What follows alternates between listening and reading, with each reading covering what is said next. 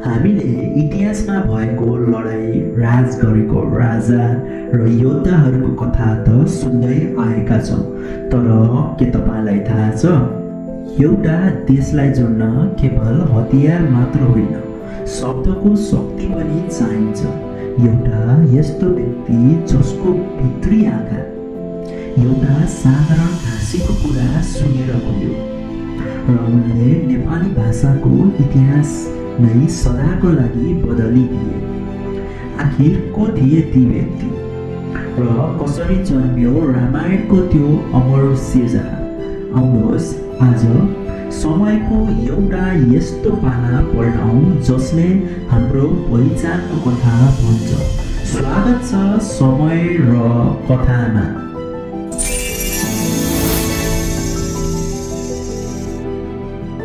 सुरु गरौँ भानुभक्त आचार्यको संक्षिप्त जीवन चरित्रबाट।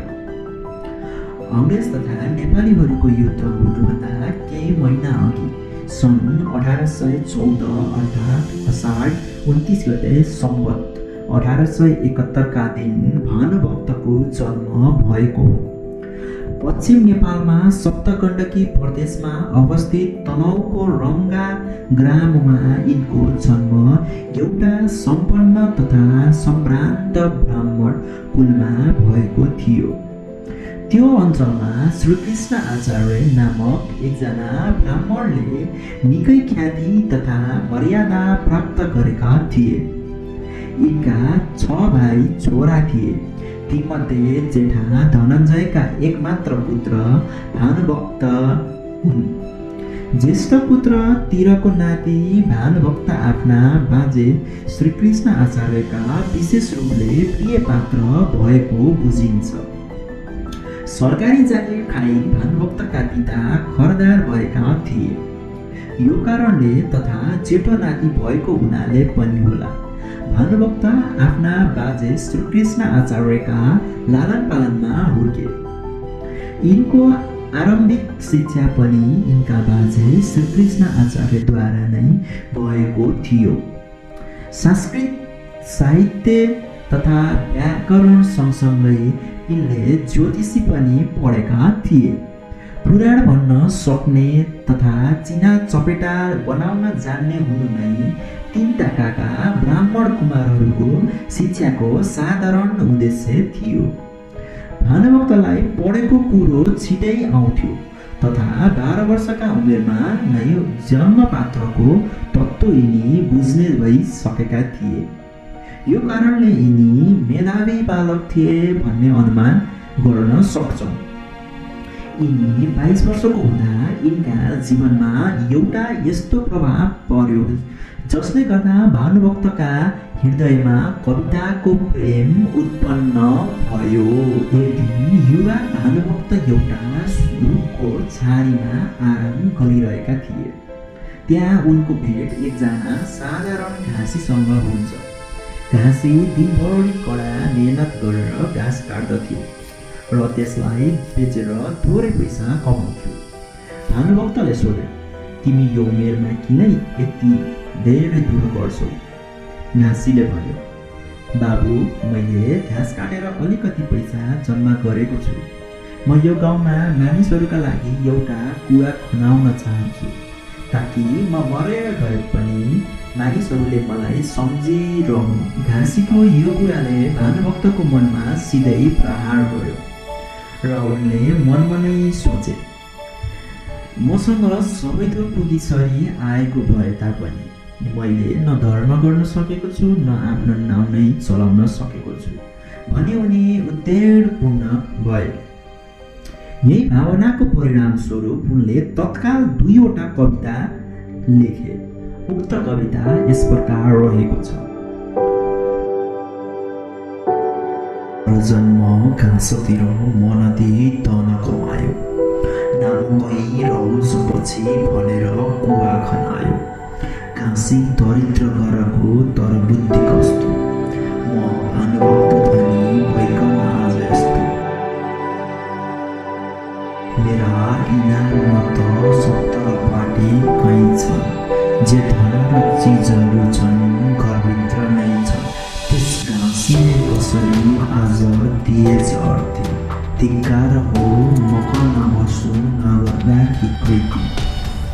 त्यही राति भानुभक्तले काव्य रचना गरी लोक सेवा गर्ने निश्चय गरे। नेपालमा भोटलाई भौगोलिक उत्कर्ष भएको थियो। मानिसहरू भाषाका आधारमा बाँडिएका थिए। धार्मिक ग्रन्थहरू केवल संस्कृतमा मात्र हुन्थे, जुन साधारण मानिसहरूले बुझ्दैनथे। भानुभक्तले संस्कृतको रामायणलाई सरल मिठो र नेपाली लोकलयमा अनुवाद गर्ने विचार गरे। सन् 1841 बालकाण्ड लेखी पनि सकियो।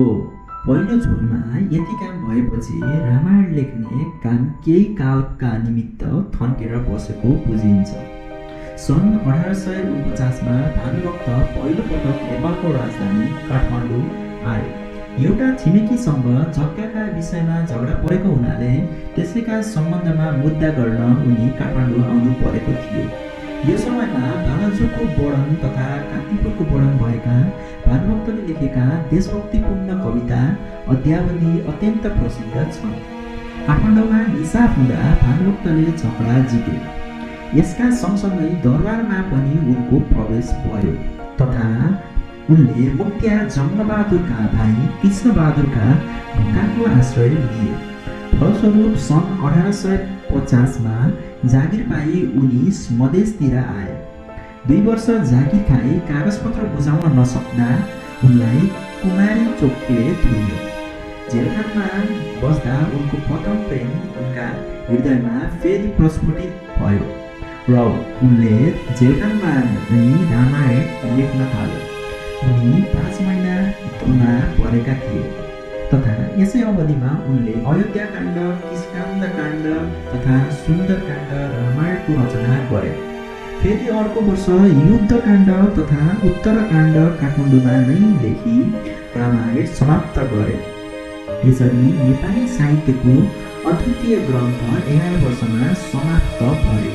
रामायण समाप्त भएका केही पछि भानुभक्तले प्रश्नोत्तरी तथा भक्तमाला नामक आफ्ना प्रसिद्ध कविताहरू बनाए। भक्तमालाका प्रथम 15 श्लोकको मात्र पाल्पामा गरिएको संस्कृत अनुवाद पाइएको छ। पछिल्ला 7 श्लोकको संस्कृत अनुवाद नगरिएका कुराबाट ती पछि रचना गरिएका कुराको अनुमान हुन्छ। यसको कारण हामीले यो सम्बन्धमा सुनेको एउटा कुरा हुन सक्छ।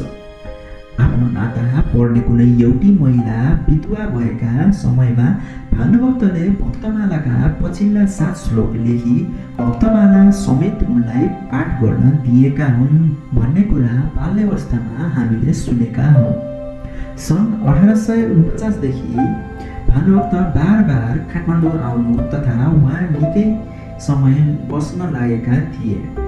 उनी पहाडियाबाट सदरिया भएका थिए। काठमाडौँमा अचेल जहाँ वीर अस्पताल छ त्यही ठाउँमा उनको आफ्नो घर वा डेरा थियो भन्ने कुरा पनि सुनिएको छ। एकचोटि सन् 1862 काठमाडौँबाट तनहुँ जाँदा बाटामा तारापति उपाध्याय नामक आफ्ना मित्रका घरमा भानुभक्त बास बसेका थिए। राति त्यो घरमा सासूबारीको झगडा परेछ। त्यो सुनि उनी उठे र सोही राति 33 श्लोक भएको मधुशिक्षा नामक कविता रचना गरे र सो कविता उनीहरूलाई पढ्न दिएका थिए। आध्यात्म रामायणका 7 काण्ड लेखिएका भए तापनि अझसम्म रामगीता लेखिएको थिएन। सन् 1868 तनहुँमा आफ्ना घरमा मृत्यु हुनुभन्दा अघि रोगशय्यामा सुतेर उनले त्यसको पनि रचना गरे। सुती उनी कविता भन्थे। उनका एकमात्र पुत्र रामनाथले कविता लेख्थे। भानुभक्तको निश्चित मृत्यु अझै जाल पाइएको छैन, तर सम्वत 1925 सन् 1868 उनको मृत्यु भएको हो भन्ने मोतीराम भट्टका कथनको पुष्टि उनको जन्मकुण्डली प्रकाशमा ल्याई निश्चित जन्मतिथि निर्णय गर्ने भानुभक्तका मित्र स्वर्गवासी सुब्बा धर्मदत्तका पुत्र स्वर्गवासी सुब्बा रङ्गनाथका भनाइबाट पनि भएको छ। अब विचार गर्नुहोस् त, एउटा दासीको प्रेरणाले सुरु भएको यात्राले भानुभक्त आचार्य आदिकवि भानुभक्त आचार्य बनायो। यसले प्रमाणित गर्छ कि प्रेरणा जहाँबाट पनि मिल्न सक्छ, केवल हाम्रो मन तयार हुनुपर्छ। समय बदलिँदै जान्छ, तर भानुभक्तका शब्दहरू आज पनि प्रत्येक नेपालीको मनमा जीवन्त छन्। तपाईँलाई भानुभक्तको जीवनको कुन कुराले सबैभन्दा बढी छोयो? कमेन्टमा पक्कै लेख्नुहोला। भिडियो मन परे च्यानललाई सब्सक्राइब गर्न नबिर्सिनुहोला। अनन्त समय जीवन्त कथा, म समय। अर्को कथामा फेरि भेटौँला। हस्त, धन्यवाद।